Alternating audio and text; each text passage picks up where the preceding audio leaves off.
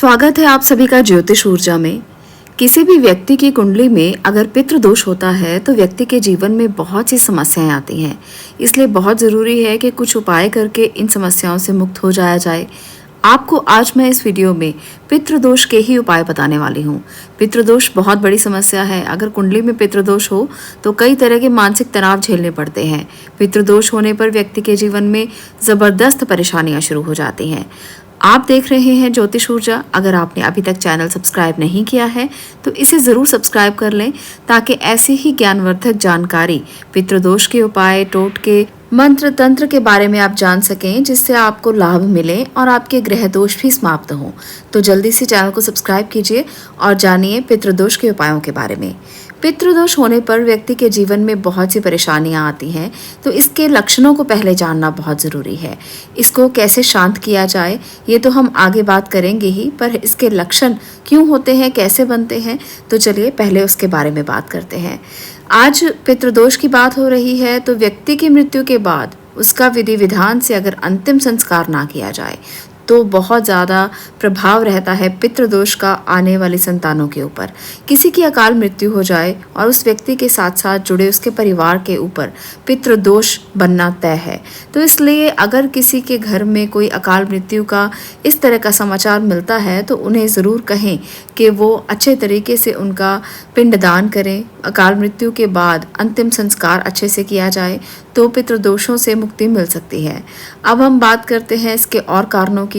अंतिम संस्कार और श्राद्ध ना होना, पितरों का अपमान करना, घर की स्त्रियों का सम्मान ना करना, जानवरों को मारना, बुजुर्गों का अपमान करना आदि से भी पितृदोष लग जाते हैं। तो पितृदोष का एक कारण नहीं होता, पितृदोष के बहुत से कारण होते हैं जिसके कारण व्यक्ति को समस्याएं झेलनी पड़ती हैं। कई बार ऐसा भी होता है कि परेशानियों से आप गुजर रहे हैं पर आप नहीं जान पाते कि जीवन में जो चल रहा है उसके पीछे क्या कारण है। उसके पीछे पितृदोष तो नहीं है। पितृदोष होने पर व्यक्ति के जीवन में संतान का सुख नहीं मिलता। नौकरी व्यवसाय में भरपूर मेहनत के बाद भी नुकसान उठाने पड़ते हैं। परिवार में अशांति बनी ही रहती है। किसी न किसी सदस्य का स्वास्थ्य खराब होता रहता है। जीवन में होने वाले मांगलिक कार्यों में बाधाएं आती रहती हैं। तो ये कुछ ऐसे लक्षण हैं कि अगर आपके घर में अक्सर ये लक्षण देखने को मिलते हैं तो आप मान सकते हो कि पितृदोष है। तो इससे छुटकारा पाने के बहुत से उपाय हैं, पर आज मैं आपको एक खास उपाय भी बताऊंगी, तो वीडियो को पूरा देखना ताकि उस खास उपाय के बारे में भी आप जान पाओ। तो चलिए जानते हैं पितृदोषों के उपाय के बारे में।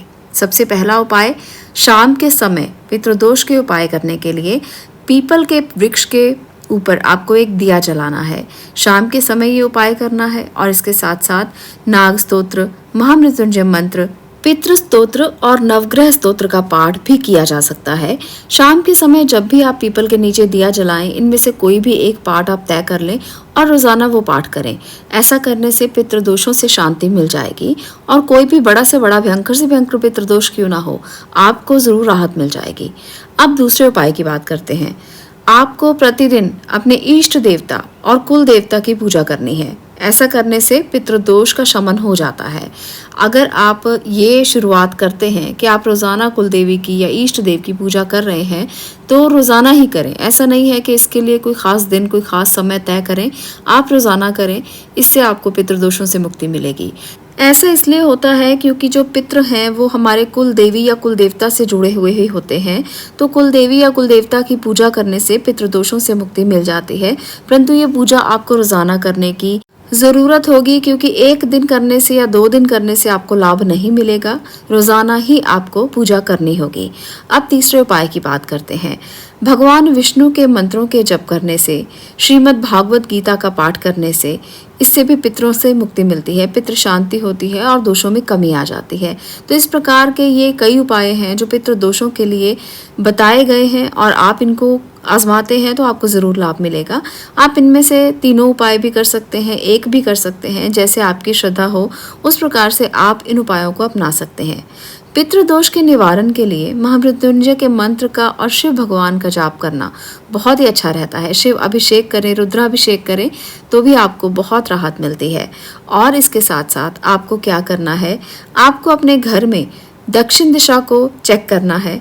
आपके घर की दक्षिण दिशा सही होनी चाहिए तो पितृ प्रसन्न रहते हैं। घर की दक्षिण दिशा की दीवार पर अपने स्वर्गीय परिजनों का फोटो लगाकर उस पर हार चढ़ाकर रोजाना उनकी पूजा की जा सकती है। ऐसा करने से भी पितृ शांत होते हैं और आपको आशीर्वाद देते हैं। पितृ नाराज क्यों होते हैं, पितरों का दोष क्यों होता है, वो इसलिए क्योंकि हमने कोई ना कोई गलती की होती है। तो इन गलतियों को सुधारने के लिए आप क्षमा याचना करें, उनसे माफ़ी मांगें, तो वो ज़रूर प्रसन्न होंगे और अपनी कृपा दृष्टि आप पर हमेशा ही बनाए रखेंगे। अब आगे बात करते हैं पितृदोष के और उपायों की, जो आपके जीवन में सारी समस्याओं का अंत कर सकते हैं। आप अपने स्वर्गीय पितृजनों की किसी भी दिन, यानी कि जिस दिन उनका श्राद्ध हो उस दिन भी आप कर सकते हैं, या आप किसी भी दिन जब आपको लगे कि आपको ये उपाय करना चाहिए आप तभी कर सकते हैं। आप उनके नाम से ब्राह्मणों को भोजन करवा सकते हैं। भोजन में एक बात का ध्यान रखें कि आप ऐसा ही भोजन बनाएं जो आपके परिजनों को बहुत पसंद हुआ करता था। ऐसा भोजन बनाकर ब्राह्मणों को भोजन जरूर करवाएं, इससे आपको बहुत लाभ मिलेगा। और उसके बाद आप गरीबों को वस्त्र और अन्न का दान भी करें। ऐसा करने से भी ये दोष मिट जाते हैं। आज मैं एक और बहुत ज़्यादा अच्छा उपाय आपको बताने वाली हूँ, जो आपके जीवन में सारे तरह के पितृदोषों का एक ही बार में नाश कर सकता है।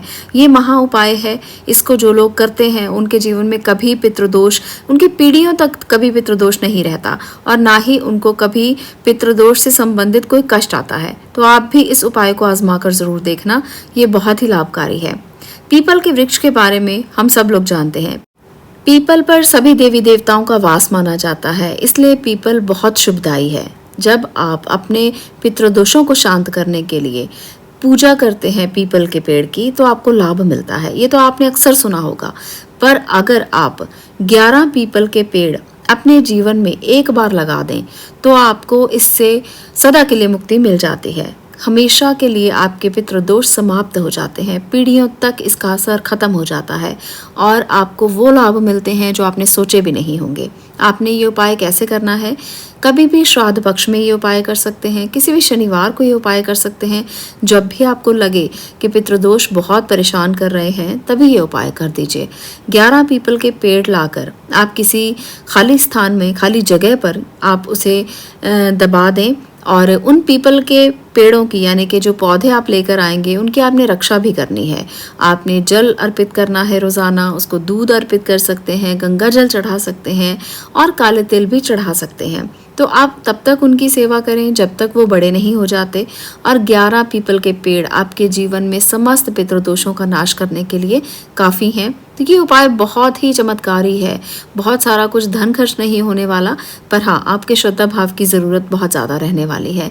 आप इससे बहुत कुछ कर सकते हैं। छाया भी आपको मिलेगी, वृक्षों का प्रत्यारोपण भी होगा, वृक्ष आपके नेचर की रक्षा भी करेंगे और आपके पितृदोषों का नाश भी होगा। तो ये कितने सारे लाभ हैं इससे। आप एक ही उपाय से 11 पौधों से अपने जीवन में बड़ा बड़ा परिवर्तन कर सकते हैं। आज के लिए इतना ही। अगर आपको पितृदोषों के ये उपाय पसंद आए हों तो आप इस वीडियो को लाइक ज़रूर करना, शेयर करना, ताकि बाकी लोग भी जान सकें कि पितृदोषों का निवारण कितने सरल तरीके से, छोटे से उपायों से आप कर सकते हैं। आपको इस वीडियो को देखने के लिए बहुत बहुत शुक्रिया।